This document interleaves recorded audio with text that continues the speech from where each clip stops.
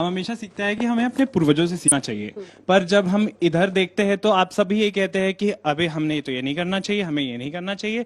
लेकिन आज हम जो भी पढ़ के आए हैं आज तक एनसीईआरटी में, जिसमें भी पढ़ के आए हैं, सबने हमें यही देखा है। हमने मुगल पढ़ा, हमने फ्रेंच रेवोल्यूशन पढ़ा, लेकिन हमने कभी असली इतिहास क्यों नहीं पढ़ा?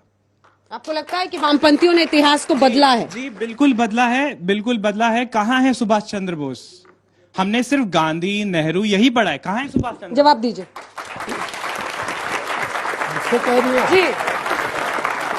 हम तो बस आपको याद दिला रहे हैं आपको क्यों बुलाया गया है। देखिए, मैं किसी विपक्षी पार्टी का प्रवक्ता नहीं हूँ, और ये जो लेफ्ट और राइट की बहस चल रही है इससे भी मैं बाहर हूँ।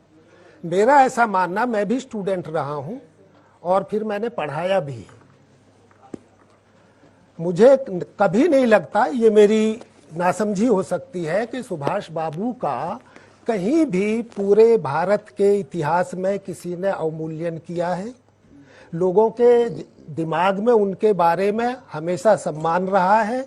मैंने प्राथमिक कक्षा से लेकर के और एमए तक की पढ़ाई में उनके बारे में भी वैसे ही पढ़ा है जैसे बाकी स्वतंत्रता सेनानियों के बारे में पढ़ा है। कितना बड़ा कौन से क्लास में कौन सा चैप्टर? क्योंकि नॉन वायलेंट मूवमेंट पर आप सब हाथ दिलाइए। आप सबने पढ़ा होगा चैप्टर, लेकिन उनके आंदोलन पर क्या स्कूल में पढ़ाया गया है? आप खुद आजाद हिंद फौज के बारे में बराबर पढ़ाया गया। बराबर नहीं सर, हम तो सीधा पूछते हैं। नहीं पढ़ाया गया तो एग्जैक्ट बात कीजिए ना सर, ऐसे हवाई बात नहीं। स्कूल में? हाँ, स्कूल में मैंने कौन सा क्लास, कौन सा चैप्टर? जब मैं हायर सेकेंडरी में था मैंने पढ़ा है, बिल्कुल पढ़ा है। हाँ, तो नाम तो सबने पढ़ा। बिल्कुल, ये बच्चे में तो बता रहे हैं सर। अब प्रोफेसर साहब, बच्चों की नहीं मानिएगा। अब आपको समझ में आया सर आपको क्यों बुलाया था?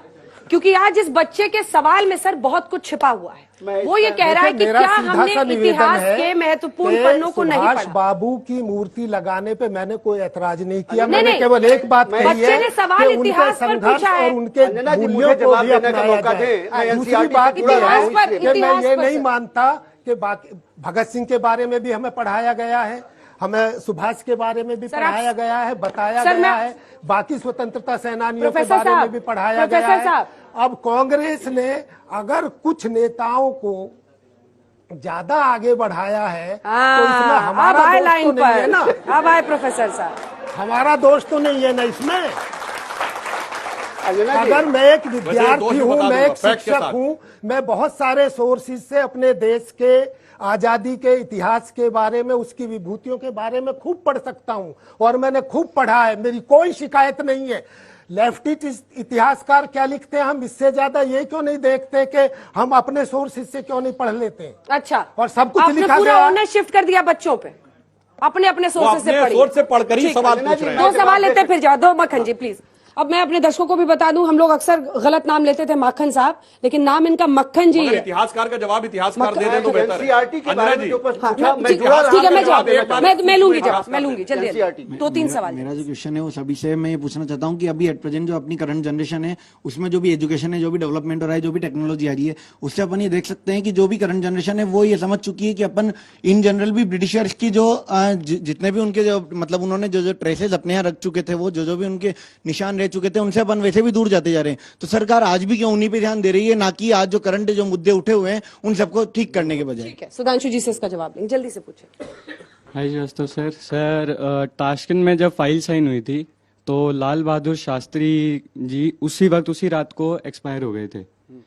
तो उसकी 2 मेडिकल रिपोर्ट बनी थी, ऐसा पढ़ा है मैंने। तो उसके बाद आईएनसी ने वापस उस पर मेडिकल वो क्यों नहीं किया, इन्वेस्टिगेट क्यों नहीं किया ढंग से? ठीक है, लाल बहादुर शास्त्री को भी लेकर उनका सवाल है। पता नहीं कांग्रेस की तरफ से वैसे आप भरपूर बैटिंग कर रहे हैं, तो मुझे लग रहा है कि आप ये इसका भी जवाब देंगे। हाँ। सर, मेरा क्वेश्चन आपसे है कि आपने अभी कहा श्रीवास्तव जी से तो सर आपने अभी कहा कि स्टैचू से आपको कोई प्रॉब्लम नहीं है, तो आपने कहा उनकी नीयत खराब है। सर, आपको ऐसा क्यों लगता है कि उस स्टैचू ने जो स्टैचू बनाया सुभाष चंद्र बोस जी का, कि उन्होंने अपना स्टैचू नहीं बनाया, उनका बनाया, तो उनसे उनकी नीयत क्यों खराब है? बिल्कुल बेटा, मैं 5 सेकंड में आपका उत्तर दे देता हूँ। ठीक, इन्होंने कंट्रीब्यूट किया नहीं इंडिपेंडेंस स्ट्रगल में। अब जब शोडाउन करना है नेहरू को, गांधी को, तो ये नए नए आइकन ढूंढते हैं। पहले इन्होंने भगत सिंह को ढूंढा, उनको एक भगवा, उनको एक भगवा पगड़ी पहनाई और उनका एक सैफ्रनाइजेशन करने की कोशिश करी। बाद में पता चला साहब वो तो कम्युनिस्ट थे, सोशलिस्ट थे, और आखिरी पुस्तक जो पढ़ रहे थे फांसी पे जाने से पहले वो लेनिन थी। कौन कम्युनिस्ट थे? Bhagat Singh. Bhagat Singh was a socialist. He renamed Hindustan Republican Army Association as Hindustan Socialist Republican. और सोशलिस्ट। आखिरी अगर उनका आप लेख पढ़ेंगे, उनकी दो जो छोटी जो पुस्तकें बड़ी फेमस है यूथ में, एक मैं नास्तिक क्यों हूं और दूसरी लेनिन के बारे में। बच्चे पूछते क्या है, आप लोग जवाब नहीं, क्या पहली देते हैं? चीज, मतलब तो इन्होंने भगत सिंह को प्रॉब्लम हो शोकेस जाती है, किया। कुछ समझ ही नहीं इन्होंने आता। भगत सिंह को शोकेस ये तो किया नास्तिक है, कि वो मानते इनके हीरो हैं। जब पता चला कि मक्खन जी। समाजवादी हैं तो हीरो बदल गए। तो सुभाष चंद्र बोस के ये प्रेमी नहीं है, सुभाष चंद्र बोस को हाईलाइट करके दिखाना चाहते हैं कि देखिए साहब नेहरू कितने बुरे आदमी थे।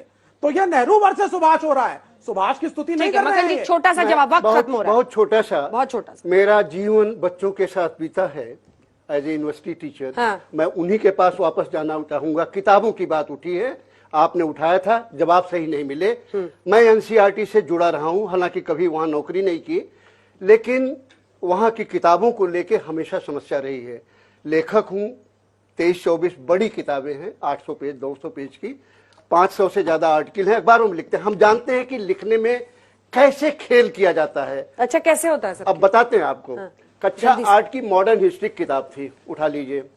गांधी जी के ऊपर 1.5 पेज है, 1/4 पेज में गांधी जी की तस्वीर छपी है। लेनिन के ऊपर 3 पेज है और पूरे पेज पे लेनिन की एक तस्वीर है। ये होता है प्रतीकों की लड़ाई खेल में। सुभाष चंद्र बोस के ऊपर एक पैरा है और इतना छोटा सा दिखा गया है, और उसी आधे पेज में जवाहरलाल नेहरू का है। तो लेनिन एक फुल पेज पर, गांधी 1/4 पेज पर, जवाहरलाल नेहरू आधे पेज पर, सुभाष चंद्र बोस 1/8 पेज पे।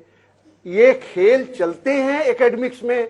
और जब 2002 में मैंने लिखी किताबें, कक्षा 6 की, 8 की और 11 की, ये तीनों किताबें मैंने लिखी।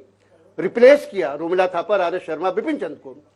सेफनाइजेशन ऑफ एजुकेशन, फलाना, अरे too much of nationalism, too much of देश।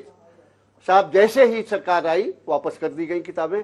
अब फिर वही पढ़ाया जा रहा है, फिर वही लेनिन है, फिर वही स्टालिन अच्छा है, सर, ये फिर खेल वही चल रहा था। स्टालिनग्राड है। तो आप वे देख लीजिएगा, ये खेल जब चल ये रहा था, कहने इसीलिए वाले आप कहते चुप हैं, थे। हमने तो सुभाष के बारे में भी लिखा, तो 3 लाइन लिखी, लेकिन 30 लाइन लेनिन के बारे में लिखा। ये खेल होता है एकेडमिक्स में। ये खेल चल रहा था। सुधांशु जी, कंक्लूडिंग रिमार्क जल्दी से। मैं जल्दी से बता रहा हूं। लेकिन प्रतीकों से ही सिर्फ नहीं हो जाएगा। नहीं, बात प्रतीकों की नहीं है। हमने हकीकत में इंग्लैंड को पीछे छोड़ के 5वीं सबसे बड़ी अर्थव्यवस्था बन गए। ये प्रतीक नहीं है। एक हफ्ता पहले आईएनएस विक्रांत भारत का पहला स्वदेशी विमान वाहक युद्धपोत बन गया है। अब एक लाइन में सिर्फ कह दूं, देखिए डिस्कशन बहुत हो गया, एक लाइन में कह देता हूं। जो इन्होंने कहा कि बच्चों को अपने आप सीखना चाहिए, बिल्कुल ये जनरेशन अपने आप सीख रही है, और वो कह रही है आपसे, हटा दो ये इतिहास झूठे तुम्हारे, यहां जर्रे जर्रे पे सच है लिखा रे। जो कोई किताबें न बानी कहेगी तो माटी सभी की कहानी।